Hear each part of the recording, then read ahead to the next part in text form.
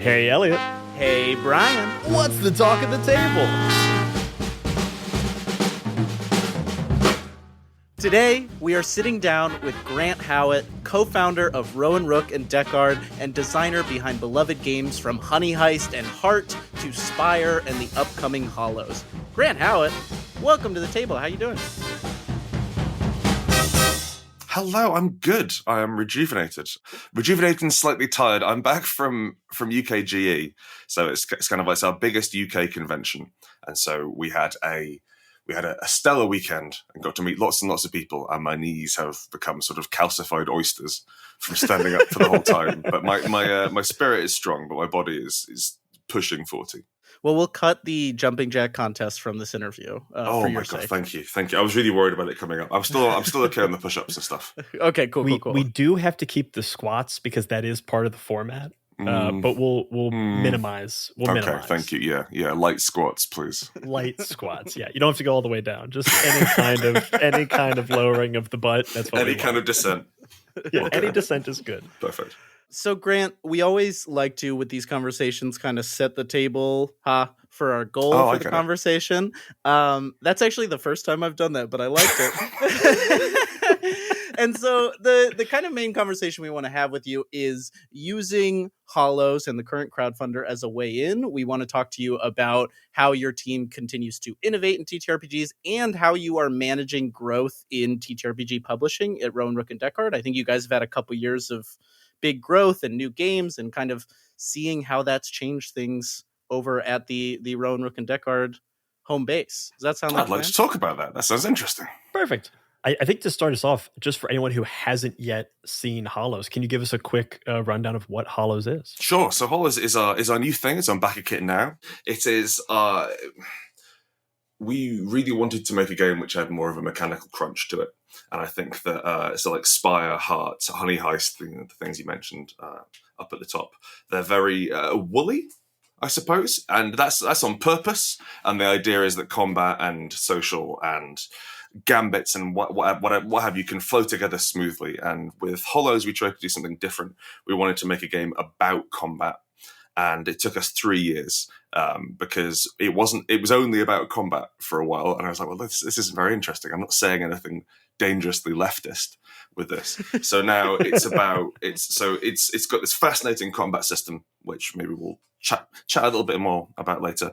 But the overall idea is that you play broken, damaged people in a sort of fucked up 1860s England, even more fucked up than it was previously. Instead of gods, we have these things called malignancies, and they are finding the most broken and damaged and unpleasant people in the Isles and transforming their madness and their trauma into these parasite otherworlds called Hollows. And you play someone who is so depressed they have superpowers, wielding weapons that hate you. You kick in the back doors of someone else's personal hell and go and murder their personal demons.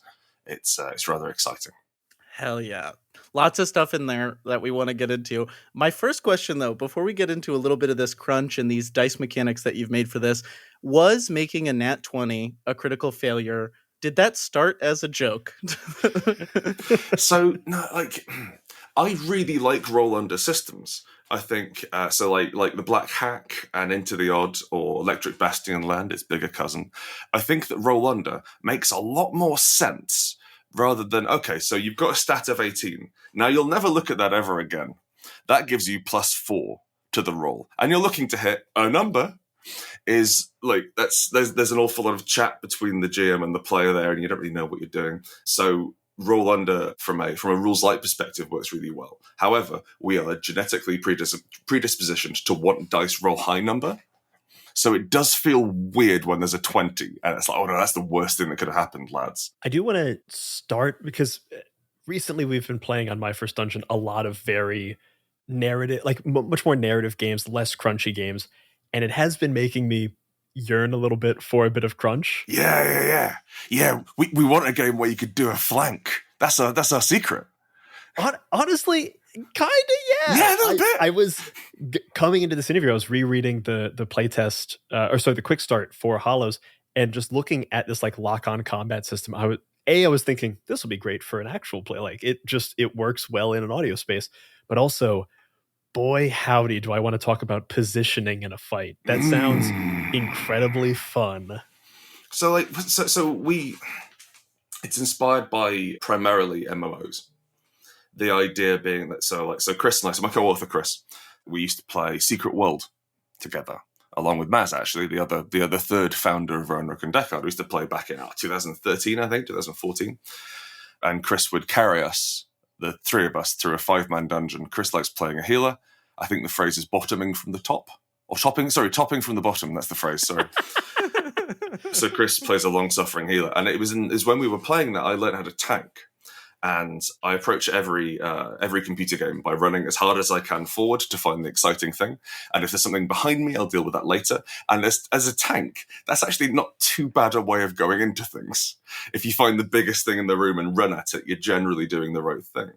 So I really enjoyed that. And Maz was DPS because they're very good at Guitar Hero. And so it's basically the same thing. Sure. And so we played this, and I found the idea of tanking and like pulling aggro and positioning attacks come away from you. So like Secret World had quite a good line in big area attacks on bosses. And I know that Final Fantasy XIV, which I've never played, but Maz plays a lot of, does similar things with stand here, don't stand here, that sort of thing. So tanking has a real impact on that. And then any game which we played, which attempted to recreate this, didn't work. The challenge being that once you're on a map, there are a lot of variables to work out in terms of positioning, and especially and if you're not on a map, if you're just doing it in theatre of the mind, it's incredibly woolly. And I'm reminded of 13th Age, one of my favourite games, and I think the Kickstarter's just ending actually for the second edition. In 3.5, if you had a spear, it had range of 10 foot, so you could attack from behind, except it was a bit awkward and no one really bothered doing it ever. And so for that to work, you had to be able to measure 10 foot in abstract space. And 13th Age didn't do any of that. It had much more abstract distances. And so you took a feat, which was do something tricky with the spear once per fight, which recreates, it abstracts out the idea of, I'll get into the position and I'll do the things. You just want to feel clever because you can reach. And so with Hollows, what we tried to do was abstract as much of the minutiae out of it to get down to what was interesting. And so the deal being, and as Brian called it earlier, lock-on targeting, the baddie in the middle of the map, and it's always a boss fight. We've got a modified horde mode, which simply does not work at the moment, but it might reach the final edition. Every fight's a boss fight, and the boss is always at the center of the grid, and they don't go anywhere. We have right flank, left flank, front, rear, and then ranged versions of those, and support, which represents breaking line of sight and hurriedly reloading or strapping on bandages or what have you. And that's all the places you can be in a fight. Terrain is something which you do rather than a place you are. So there's a limited amount of terrain tokens, which we put on the table, and then you roll to claim terrain. You get a benefit if you claim the same terrain as someone as the area you're in. And so there's a narrative weight to it there where you can say, right, I'm going to take position behind this gravestone. And then the other guy can say, oh, cool, I'll hide behind it too. It's easier for them. And so there's one of the biggest challenges was taking the abstraction where an entity doesn't move. And if in the fiction you want them to move, you have to move the players around them.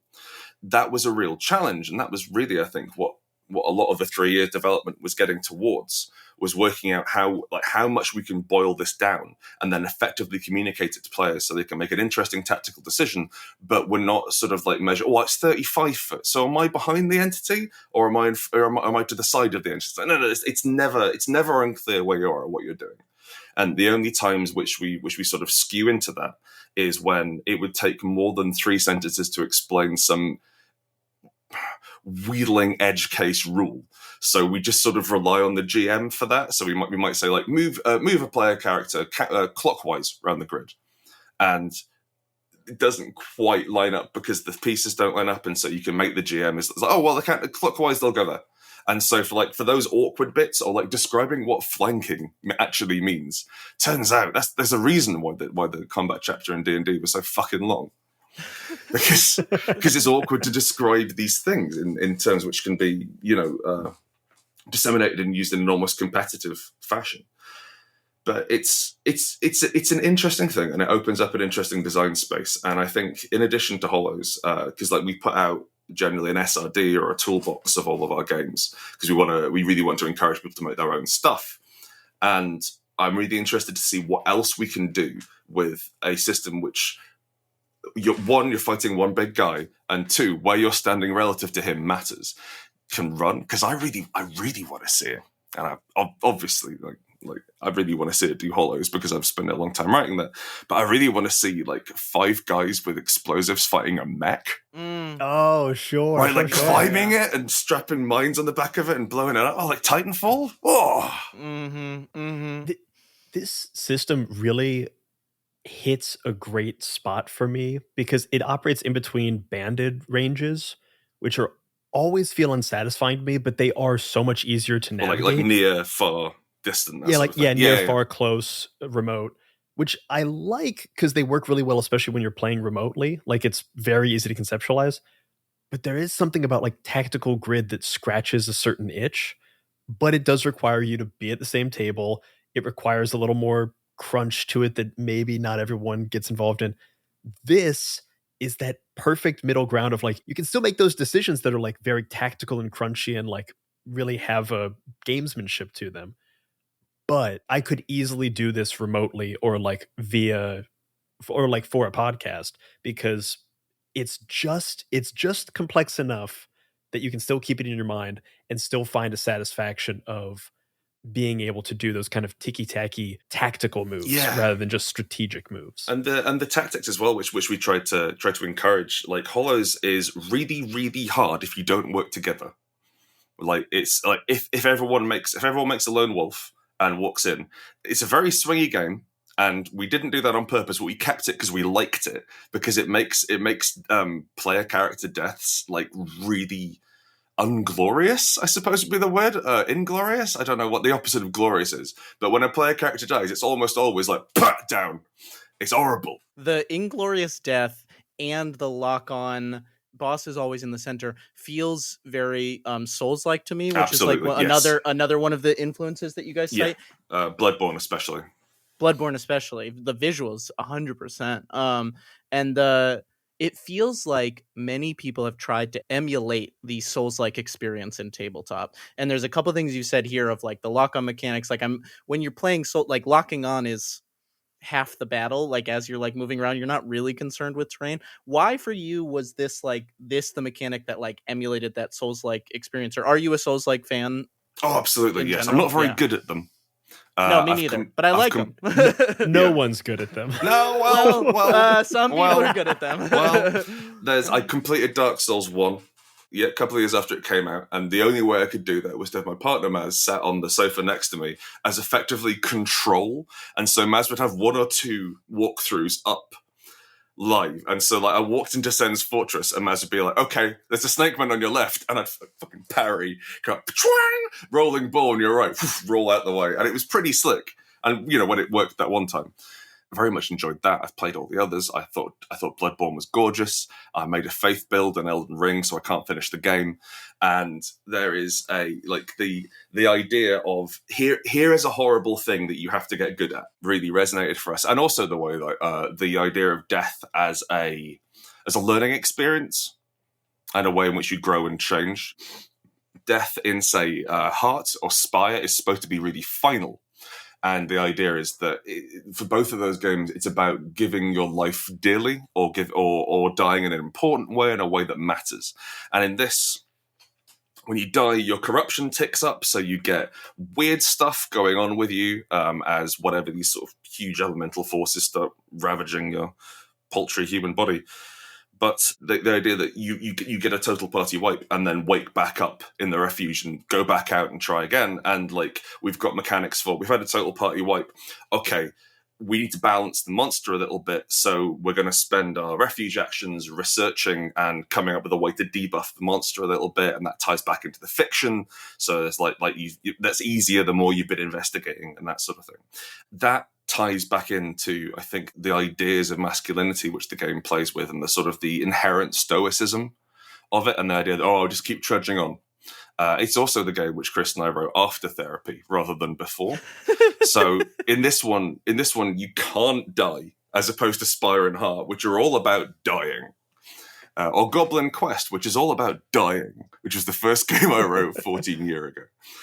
So in terms of the Soulsborne stuff, I think that for the last 10 years, 15 years, they've been a huge influence on everything, not just from video games, but to TV and to tabletop games as well. And a lot of games have tried, and I'm not saying that like oh, we've got the perfect Soulsborne experience, but I think it's a damn sight closer than an awful lot of even like officially branded products, because we've spent a great deal of time trying to make combat tick along and trying to make it fast, and the idea of having like, I think it's the positioning, honestly, and I think it's the fact that you're always you're effectively, you can't help but strafe. You can't help but circle strafe in Hollows. And I think the idea of like, rather than being on a grid and like, oh, am I measuring, am I being caught? It's like, it's very defined. Like, oh no, this guy's going to hit me if I stand here. But if I roll over here, he's not going to hit me. And I think that's sort of like that almost, it's a split second reaction we've managed to sort of maybe abstract away a little bit. But also the bleakness of it and the idea of like, there is this bleak world and you're attempting to do a tiny little thing which might make it a little bit better. And the way that you're all fucked up little men, it evokes a lot of the FromSoft oeuvre, let's say. Going into this game, why was toxic masculinity the thing that you wanted to examine? Therapy again. So we had quite a few drafts of it, and the first ever draft we had of Hollows, it was a game called, it was the Witches of Sumpsuckle Hollow. It was the Swamp Witches of Sumpsuckle Hollow. It was a game pitched to Hearty Dice Friends, actually, our very old podcast, Chris and I stopped doing Hearty Dice Friends a couple of years ago, but we used to get game pitches sent in, and someone said, and someone just sent in that title, and we thought that'd be fun. What about a game where you hunt wet ghosts? All right, and like set in the bayou or what have you. And Chris has been playing an awful lot of Hunt Showdown, which this game also evokes, and so. The first draft was like deep South America, backwoods magic, crocodiles, that sort of thing. And the more we got towards that, I was like, that's not my story. I can't tell that. I'm very English, I'm very white, and I don't feel like I can authentically tell that story. And so we knocked about with a few settings. I think there was one where 2-3 years ago, it would be that they mined all the magic out of the world, and so now like they mined the last clean magic 50 years ago, and now all the magic we have is dirty, and then that sort of builds up in pockets called hollows, and it's it's a climate catastrophe analog basically. And we played with that for a bit, but I think the real turning point for me was the idea of I played Disco Elysium. And the way that Disco Elysium represents skills absolutely fascinated me, because they are all inherent to your body. They're all like made out of meat. It's not like, oh, I've learned how to pick a lock. It's how quickly and accurately my fingers can move, and the way in which they all speak to you and they lie and they contradict each other really captivated me, because it's all effectively sideline stuff, but it's a game with 16 narrators. It's fascinating. And it's far too clever for me to finish Disco Elysium. Like, I keep meaning to go back to it, but it's so good I get jealous and stop. Yeah, I'm the same way. I've had those experiences. Yeah, it's so clever. Exhausting. But we played that, and we were sort of going back and forth, and like we realized that we had the idea of, like, we used to have individual weapons rather than these iconic things. And so I think we had it was like kitchen knife and combat knife, which was an upgrade of the kitchen knife, and then something like black iron knife or trench knife, which was something which like it got more and more specific as you went down and more professional, as it were. We had a bunch of stats going around from it. Wasn't quite resonating. The setting wasn't quite there. It was half D&D, and it was like sort of like where's it set and what are we doing? Sort of tooled around with the north of England settings. I thought that was interestingly bleak, and I was moving up to the north of England quite soon at the time, and we had the idea to boil down the weapons to these what at the time 11 iconic things. And rather than being simply like a pistol, which you have, it is a facet of the idea of pistols. It is all the memories of a bludgeon distilled into a stick that you hit people with. And so once we got to there was a sense that I was like, well, okay, I want to give these weapons a voice. Because I really like the idea of your gun talking to you is a common righteous avenger lunatic trope, and so I wanted to sort of play with that, and then I started writing as the weapons. And I think I think it was the spear. I started writing as the spear first, and the spear is the idea is that this world wants to hurt you. There is us and there is them. There is a line between us and them, and over that line crosses the spear. And the idea that the spear is an expression of keeping bad things away from stuff that's yours, and the fear inherent in that, and the sort of the backs to the wall sort of thing, the cornered rat. And so took that and was like, oh, okay, that's interesting. Right, what does the shotgun feel? What's a shotgun about? And the idea that from that, the toxic masculinity stuff and toxic behaviors in general fell out of that. Like the spear is fear of outsiders. And that is traditionally viewed as a xenophobia could very much be put forward as a toxic masculine trait because it works and it's rewarded when it's done by men competently. And so going through all of these and like the shotgun is absolute split-second violence and suicidal ideation. And the idea that like, well, what if I could hurt my way out of this? Which is, as a man whose body has been riddled with testosterone almost uselessly for the last 37 years, there's that bright flash of like flip the table, kick this guy in the face. It's like, I can't kick a guy in the face. I work behind a typewriter. I've got the lithe body of a games designer. I can't fight, but my body wants to fight. And so the idea of these weapons talking to you rose out of that. And then from there, we developed the idea of these malignancies. And the malignancies we really wanted not to have as, I'm going to put this, they're not evil. Because no one wakes up in the morning and decides to be evil. Everyone thinks they're doing the right thing. Everyone's justifying all their actions. Or they're not, and they're struggling with that. And that's kind of part of the fun and why you might become a hollow. So like rather than have greed, we had hunger. And we wanted to have the idea that every single malignancy in small amounts, when it's not become toxic, is sensible, is a good thing to have. You need to be hungry. You need to eat. Grief is another one. You need to grieve. You need to be able to commemorate and let go and compartmentalize your life into time before the loss and time after the loss. But then what if you don't do that? So the malignancies we have are fury, fear, grief, hunger, pride, and dominion. And the idea being that all of these things are fundamentally not bad. There are ways in which we can use these which are useful and healthy to ourselves and society.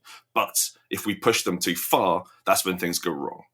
And I think like once the weapons and the malignancies came together, and I was like, oh, can we make about the fall of empire as well, Chris? He's like, yeah, sure, whatever.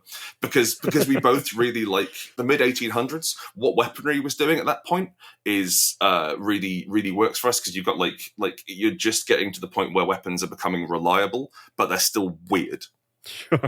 And so like you're looking at like rolling block rifles or like the Colt Navy where you're making your own bullets and it's this enormous shooting iron thing and like only maybe 1 in 3 of the shots actually fires, and they're coming out of the realm of cannon and artillery into something which a person might have privately or what have you, and yeah, so all those answers.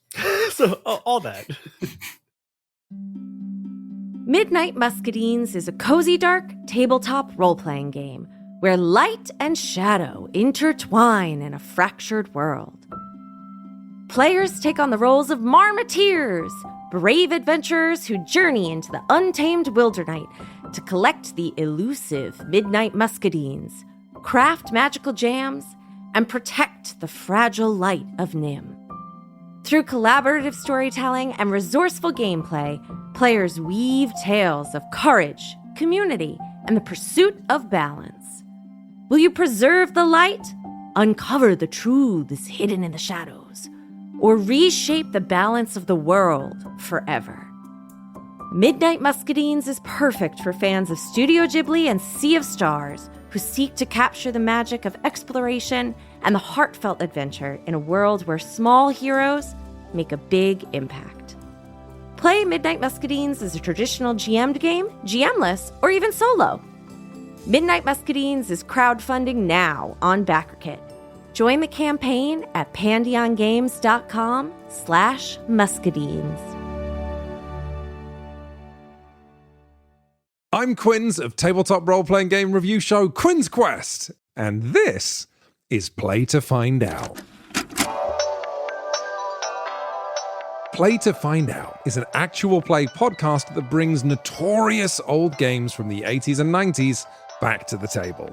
Each season of Play to Find Out, I'm joined by Emily Johnson and Rob Morgan. Good? Nervous? Yeah. You both looked at each other really concerned, like you think what's about to happen is going to be unpleasant. And frankly, I think that's rude. And together, we explore the TTRPGs of ages gone by. Our goal? To separate the TTRPGs that deserve to be remembered from those that maybe don't. I don't know, Emily. It was the 80s. A lot of people were on cocaine. We blow the dust from decrepit systems to learn how they work. Your 100 on the encounter table bursts out. Right, you've encountered a fog. Get ready. Don't laugh. Does one get ready for a fog? Don't laugh. Encounter their unique quirks. I do finger guns to cover up how I wince. A weird thing happens as you do finger guns. Oh no. And I'm hoping that the Quinn's Quest community will join us in exploring these games too. If you this up, cannot describe to you how much your adventure ends here. Yeah, that's fair. Because the best way to learn is to play to find out.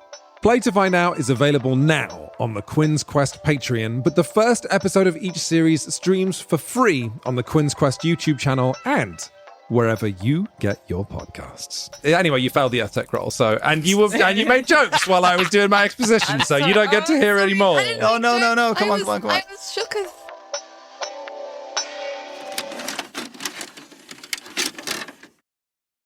I'm curious kind of where does that journey go for players? Like, they're grappling with these aspects of toxic masculinity and their weapons. Is that a journey that a player can expect to, like, overcome in some way? Or does it take the Souls-like approach of, like, you're a fucked up guy at the beginning and you're a fucked up guy at the end?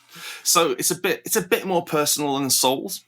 We're not giving people, like, blank characters, which were like just ciphers. So, like, there's three sort of cosmic parts to a character outside of the mundane. There's your weapons, the malignancy that's chosen you, and something we call your seed. And the seed is the worst day of your life, and the reason why that you're able to go into hollows, and why when you die you will become a hollow. Basically, you become a dungeon for the other players to fight through, which is quite good fun. But as you die, and as you start messing around with supernatural things, spending more time in hollows and talking to effigies of the malignancies, your corruption ticks up. And then I think it's every 10 you roll on a table, and one of those three things makes its presence known. And we have wired those all into the combat, basically, or like to the we didn't want to put that stuff into downtime, because although while it definitely will be in downtime, one thing which we find quite challenging is when the bits of a game don't play together. And so something happens over here and something happens over here, and it doesn't really matter. And so we tried to have, so for example, the seed is probably my favorite one of these, because it's every character's, tragic backstory. Low results on that are the worst day of your life shows up in someone else's personal hell and makes everything harder for everyone else. And so I think the example we have is if you accidentally set a raging mob of villagers on the town witch and they tore her to shreds. When the first time you roll that, a raging mob of villagers from your town kicks apart the doors of the place you're in, like the first scene in a dreamy film, Leonardo DiCaprio, Inception. And then the second time it gets a bit more dangerous, and then the third time the witch is there and she's riding the entity, she's riding the boss, and makes the boss more dangerous, or she's enchanted it somehow. And we wanted to take the ideas of here's your backstory, and then really have them follow you around.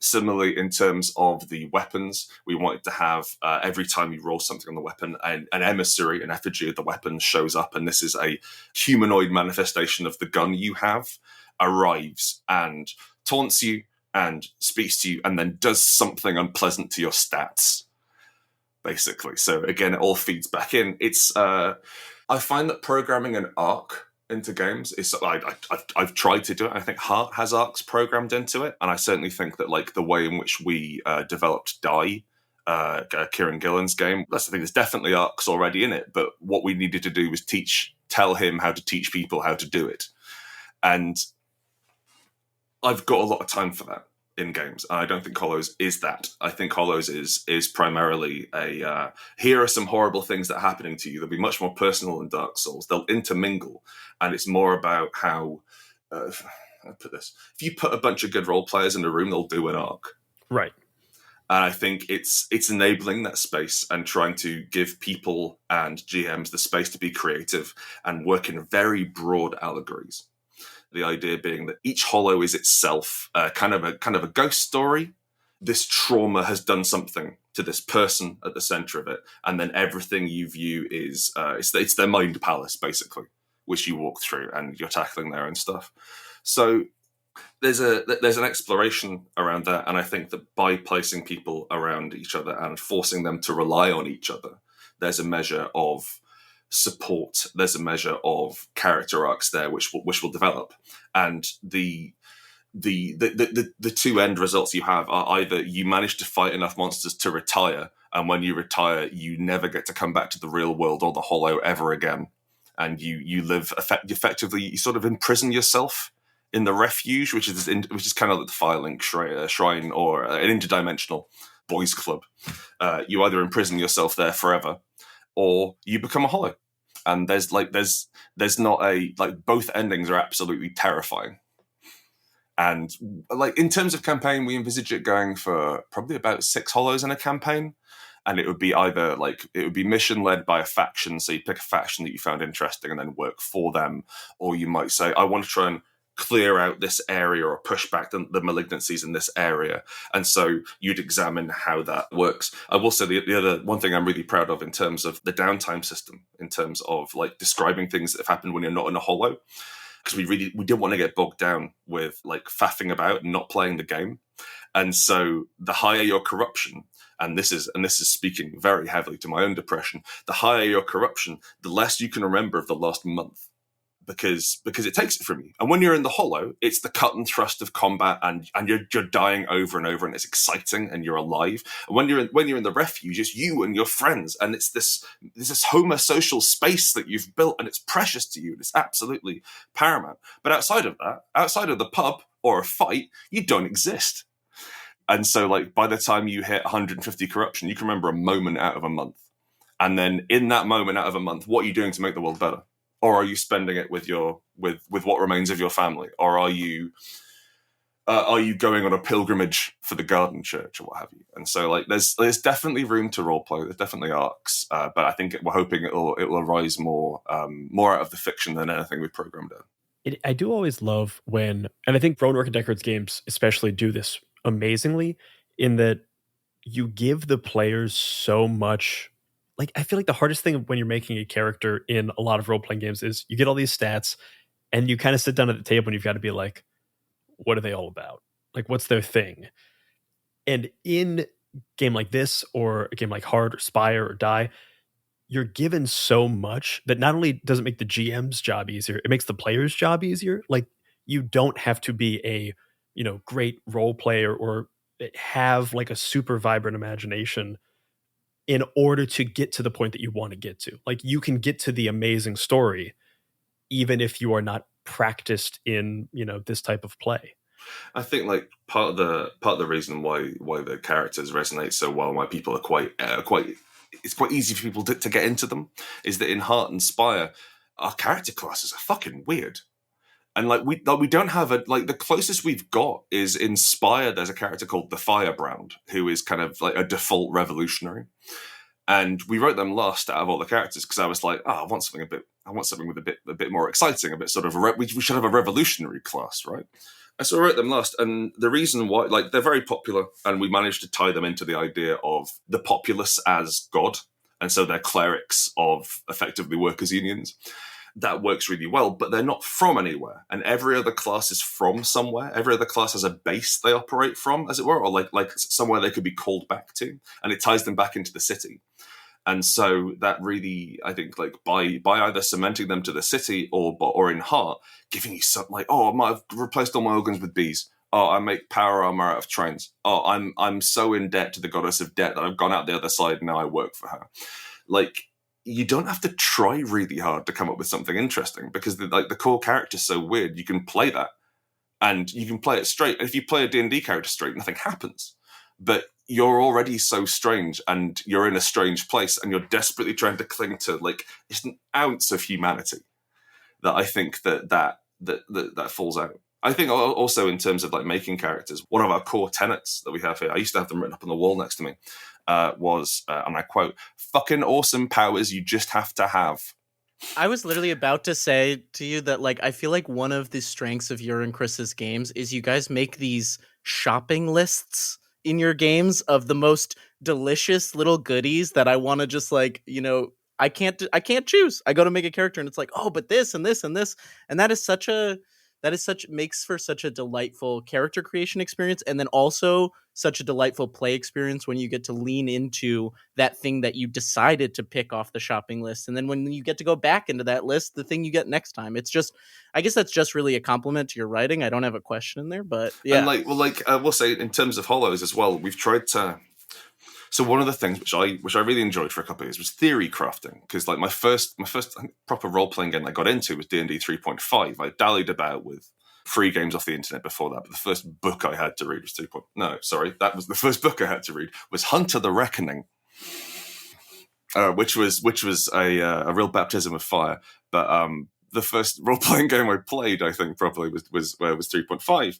And so much of that, especially like around 2005, 2006, was the idea that you go onto a forum and you'd share your builds with each other.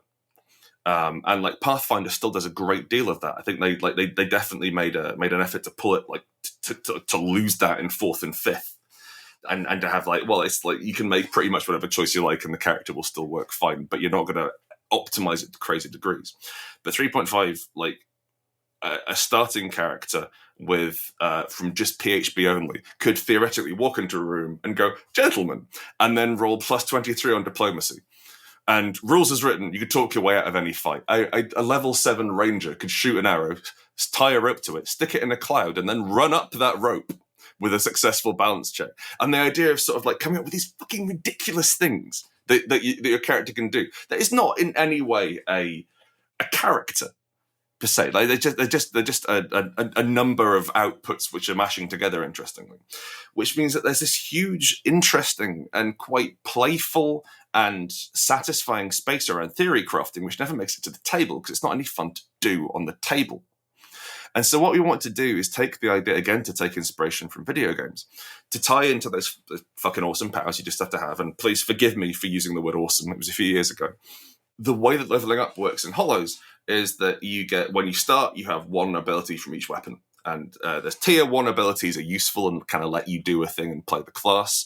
Then tier 2 abilities get a bit more interesting, and tier 3 break the game in half and do something really odd and like completely ignore one section of the rules or invert it or what have you. And the idea that like you're not necessarily getting more powerful, you're getting more options. Like there's more you can do. And then the way that leveling up works, you have 2 from there, and every boss you kill, you get a new ability from either of your weapons. Pick it, add it on your character. Go, let's go. And so like at the end of the first fight, you are theoretically 50% more powerful than you were before. And then at the end of a hollow, when you fight the Lord and close the hollow and seal the rift, you pick one of those abilities which you've chosen over the course of the hollow and bake it into your character, so you keep it, and then all the others go. And so this means that you get this ramp in power through every hollow, but also it means that you can try out some builds. And you can go, oh, that's interesting. Oh, what if I take that? And you can, if you've baked in an ability, but you swapped your weapons, you can keep the ability. So you can do, like, again, which we learned from the Secret World, the idea of like, well, okay, well, I'm going to spend maybe 3 weeks playing assault rifle so I can get this one heal, which doesn't need an assault rifle, but I've got this passive, and then I can roll back out and use my sledgehammer. And we wanted to take the idea of, oh, this would be good. Oh, we can mix together and do that. And I think one of the things which we wanted to talk about with the idea of positive masculinity is the idea that teamwork is absolutely required. I think I said half of this earlier, then lost my point. If you make lone wolves and go into hollows on your own, you die, because you simply are not survivable enough to survive getting hit by an entity maybe twice if they know what they're doing. However, if you work together at all, it could actually be too easy. And we really wanted that, because I'll take too easy over too hard, especially if it's an hour to play through a fight. And the GM can always fudge it if they want to. But it feels great when it's like, right, I'm going to... And also, like, we've fudged it so, like, initiative works in bands rather than a strict order. So if you're in a band, you can go whenever you want within that band. So it's like, well, I'll rush forward, which means I will... And then I'll guard in here, which brings up my resolve to a respectable area. But when I guard in here, that means an ally in my area gets to make a free movement action. So you get to run back over there away from me. And then when you're in his zone, you both reload at the end of your turn. And so it's about queuing up this interesting stuff, which, it's infuriating to play against as the GM with these players with their shit-eating grins when they're like, no, you can't heal. There is nothing better in like a board game, or in like if you play Magic the Gathering or something, when your engine starts going, where like now your first turn you do one thing and it does one thing. By turn 3 or 4, that one thing now does 4 or 5 things because you've like chained them together. Like having that satisfying moment of like tactical awareness and teamwork is the thing that I kind of miss sometimes from more narrative based games, or things that are like looking at, banded ranges or something. Because there's a chance where it kind of becomes just like a block of hit points hitting another block of hit points, just not as tactically. I really like that extra little tidbit. I'm just gassing you up. I'm excited. Thank you. No, I'm excited too. It's another aspect that feels very Souls-like, of like, not that Souls-likes are impossible alone, but it's a common experience of Souls-like players to like have that one boss where you're like, no, I am quitting this game over this boss. But then you bring a friend in, and the two of you can take it down way easier. It's like, it's such, and it's satisfying when you do it, even if it feels like less hard than like a Souls-like quote unquote is supposed to be. I'm doing aggressive air quotes as I say this. I believe this may be apocryphal, but like I believe the idea behind Souls games is that you're supposed to cheat. That there's no cheesy play. There's no like if you're doing cheesy stuff in PvP, whatever. Not like I don't do PvP. That doesn't interest me. And I turn that bit off basically. But the idea that you're supposed to read through the wiki, and if you're not reading through the wiki, then people are sharing messages with you, and you're watching how they died, and you're summoning them to help. You're like, this is not you playing alone, despite the fact that it's almost always this really bleak experience, especially in Dark Souls games, where there's this like miles and miles of nothing, and everything's built for someone 3 times your height, and you're not supposed to be here. And the idea of having like this glimmer of hope, and praise the sun, like the Night Solaire is positive masculinity for me.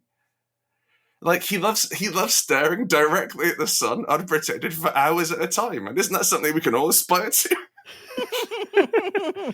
I do like the idea of a game that wants you to cheat. There was a time I got really into text adventure games, and like Zork was like the original. Zork or Hitchhiker's Guide to the Galaxy were games that I don't think anyone got through without looking at a manual, because especially Zork, like if you didn't have a map in front of you, you couldn't conceptualize where you were supposed to go or what it was. And it was fun to get as far as you could, and then eventually go into, one of the, and they even made that part of the game when it came out. It's like included in the box of the game would be the manual of how you play, and you could go into it at your leisure. Like whenever you get stuck, great, there's a thing here. And there's a fun relationship there of like trying as hard as I can, then being like, okay, let's play through. Let's get past this part. Broadly, I think that any relation, like It's traditionally viewed the relationship between the players and the GM as like the players are these mewling weaklings, and the GM is some sort of benevolent, maybe malevolent god who sits above them and hands down punishments and rewards as they see fit. And it is nothing like that in actuality. This is a switch relationship, and both sides are flipping around because the GM has absolute power, but that's only because the players let them. If the players say, no, I don't want to do this at any point, then all your authority's gone. It's absolutely gone. And so it's this play back and forth between I'm going to reward you, I'm going to hurt you, you've done the right thing, you've done the wrong thing. And then also from the players being like, oh yeah, you know what? Fuck you. And doing something absolutely devastating, especially in a game like Hollows where, the numbers matter and the positioning matters and the actual oh, do I defeat them this round or next round matters as opposed to being a bag of hit points. And so it's not adversarial. It's like any fight between Angelina Jolie and Brad Pitt in Mr. and Mrs. Smith, where you're flirting while you're fighting because you've come here to have this fight, but you're having a great time with it. But don't you hit me? I'll hit you back. And it's Alex. Oh God, what's her surname? Bloody hell! Wrote for the Queen. Alex Roberts. I had Smith, which is different from that. Sorry, Alex. Alex and I wrote this game called Death Was the Only Road Out of Town, which is a one-page game, which is 2 pages long, so I got excited. The idea we had was we wanted to write a game, like if Paranoia is Dom Sub, we wanted a Switch game. We wanted to play around with that. And so it is a game where the GM is encouraged to be absolutely horrific to the players and like body horror, all sorts of nightmare shit going on. It's like a dream space. None of it makes sense. And also, if you ever mention you're in a dream, you get really hurt. So you have to pretend that you don't know. But players accrue points when they roll the double on a dice, and you can spend those points to do things like, let's say the GM says, "Okay, a mob of goons pull up in a car. You slide forward 4 points." No, I don't. and like you get up to 7, and you'd be like, shut the fuck up, I'm the GM now, and you take over for 5 minutes and run the story. And so it's carefully measured out, and you have the thing, so there's still game mechanics there. But that power play is really fun. It's intoxicating. So as we kind of near a close, I want to shift gears a little bit towards sort of this journey that Hollows has taken, and simultaneously the journey that Rowan, Rook, and Decard has taken along with it. Like you called out 3 years of development, pre-therapy, post-therapy. I'm seeing a parallel. We recently talked with Jay Dragon, which that interview will actually come out after this interview. We had this great conversation with Jay about how making Yazeba's Bed and Breakfast was this journey, and that over time, really Possum Creek went on a journey that was very akin to the bed and breakfast in the fiction. And I'm curious, do you feel an emotional parallel to the development of this game? Does that happen with you with multiple games? And kind of where is Rowan, Rook, and Decard on that journey? I don't know what you could mean by that. Grant is holding 2 axes for our listening audience. I just happened to have them. I'm going to leave that shuffling sound in just because it's so good. It's like I've got them buried in about, I'm going to say 60 Games Workshop sprues just in a pile. But let's be clear, you didn't get up. No. Arm's reach. Yeah, absolutely. It's been pretty exciting actually. It's been stellar. We started off back in 2017 as me, Chris, and Maz. We'd done 2 Kickstarters, and it turns out the tax on Kickstarter at that point, and I believe still true, the money is taxed as income, which it is not, because you still got to make the book and send the book out. So I think I lost about a third of the money I got through Goblin Quest to tax just because we didn't sync it up right. And so we decided to incorporate, and that was good. We wrote Spire, and Spire was our first stab at doing something which had more setting in, and that went down really well. And the setting came across, and people loved the setting. And so we did Heart, and that was about the same. We're doing much more elaborate, much more in-depth books as compared to our earlier work, which also we could sell more of, which means we could make money, which means we didn't starve to death. We had Zach Cox came on board as producer, and Minerva McJander, who used to run UFO Press, so Legacy, Void Art Symphony, a designer in her own right, but she does layout for us now. Well, hopefully we're going to get to write some games soon. we blundered along for a while. We worked it out. We figured this is all good. And there was that pandemic, which really put a dent in things in terms of progression, especially like breaking America was quite hard because we weren't legally allowed to travel there for 18 months. But it was when Matt Sanders came on board. So Matt Sanders is our con guy and also deals with distributors and sort of like the big business end of things. Matt Sanders is the friendliest and therefore most powerful man in role-playing games, and I am terrified of having him as an enemy. So he works for us, and he's a professional, friendly person. And he and Maz, the other founder, aside from me and Chris, they went off to Gamma in America, which is the Game Something Makers Association affair. So it's very business to business. It's the sort of thing which I think I'd come out in fucking hives if I went anywhere near. It's simply not my scene. But Maz came back and they were fired up and they were ready because they'd just quit their job to work full time with Rowan, Rook Decard.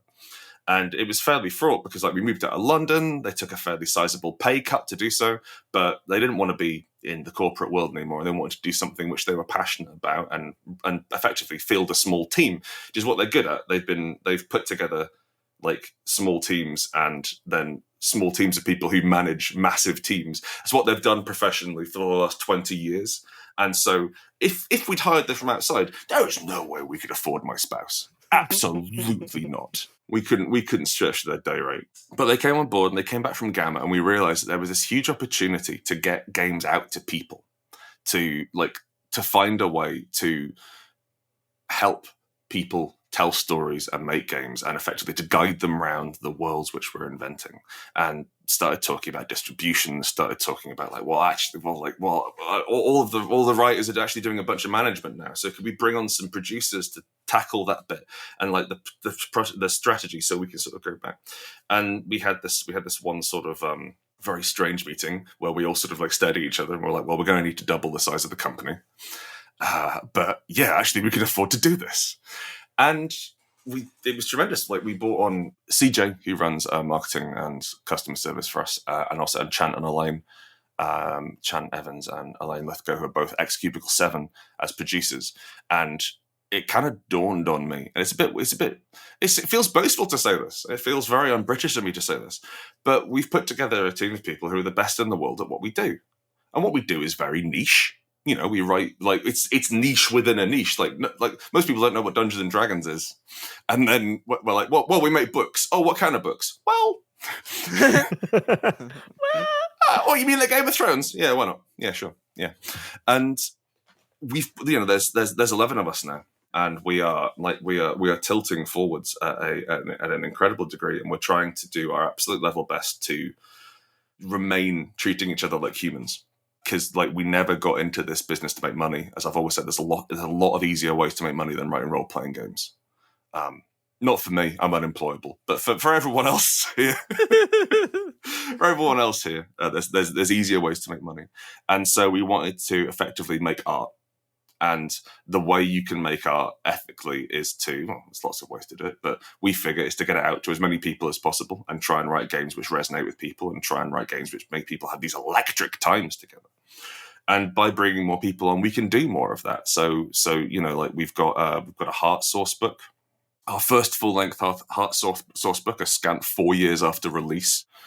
We're expanding the die line, and so Chant Evans is heading up these really horrible things that Chant's producing. It's fascinating.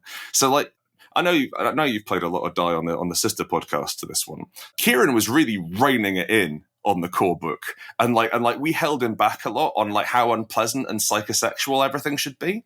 And now we've got this sort of short format trade comic size things with 3 scenarios in, and the idea is that each one is one by Kieran, 2 by other authors. Yes, I can see Brian's holding up Dice Scenarios 1. So Laurie O'Connell in Dice Scenarios 1 wrote a scenario about effectively a corrective camp for troubled teens, where the Fey realm of Die starts encroaching. We wrote it, we put it past sensitivity readers, and we edited it. We're like, yeah, this is fucked up, but it's not as fucked up as Kieran, so that's fine. We can make it work. So I did that. And we handed over Laurie's copy to him at UKGA. And he came back to us the day after and he said, I've just read through this. This is horrible in print. I can't believe I did this. It didn't seem real when it was in the Google Doc. And like, we're trying not to be edgy, but we're trying to make sure that our heart's in the right place. And there's always going to be a bit of edge, I think. Spire's a little bit edgy, Heart's a little bit edgy. But we're trying to make sure that what we're doing is about something and there's real heart in this. And the die scenarios, like, I don't have time to run the die line and do hollows, but Chance sure as hell does. And so, and Chance been running the hollows team as well. And so, like, someone's been telling me what to write, which is hugely refreshing rather than me having to remember. And it's great. We're making games and we're supporting a bunch of people's careers. And I get to do my dream job, which is to write about elves all day. And sure, it's not, there's a bunch of management duties, there's a bunch of strategy stuff, because this is a business and, like, we exist in a wider world, and so we have to think about stuff like that. But thankfully, I've lucked into, and Maz has hired a bunch of people who are good at that, and so I get to be at least, well, performatively stupid, and get away with writing books for a living. And thankfully, I'm quite good at that, so it's all working out. I do have to real quick tell you about a die scenarios pitch that our Discord collectively came up with, tentatively titled "No Kill Shelter." And it takes place entirely in a animal rescue house, and all the classes are now instead of the dictator, it's the ductator. Okay. The drool instead of the fool, the Meowshin Knight, the Neopet, the dog binder. You lost me, but you had me back at dog binder. I think dog binder might have been the first one. Dog binder was the first one, and then some of them everything else fell out of it. I think Neopet I like, but I got to say, like, when you said like a no kill shelter, I was thinking it would be it gives me an idea for a die campaign. All those characters in games that you didn't finish. What if they're waiting? Oh, that's good. And they're really mad at you that you didn't. Yeah, they're really mad at you, and they are you. Right. There's something fun there. That's good. Hell yeah. So our last question we ask every guest is, what are you bringing to the table? And this is just our cute way of asking for a recommendation for the listener that you would want them to check out right now. This could be a person, a game, a show, a resource. It could be tabletop related, or it could be just something you like in the world right now. Scones. I can't stress this enough. I've been dreadfully depressed for most of my life, but there came a turning point a few years ago, and I realised that my goals were too high, my aims too lofty, and what I needed to do was live to the next scone. And so, because I know that you Americans have biscuits or what have you, and a scone is basically a cold biscuit with a slightly different composition, but it is a sort of buttery, short bread cake with sugar and raisins in it. And the way you have them is you cut them in half and you put butter on it, and then you put raspberry or strawberry jam, and then you put clotted cream on top of that. And you sit in a garden and you fight off the wasps and you drink a cup of tea, and you realize that maybe it's worth hanging on for the next scone, because there are a few things as transcendental as the salt and the butter and the sugar and the cream and everything coming together in that moment. So yeah, scones. They're better than killing yourself.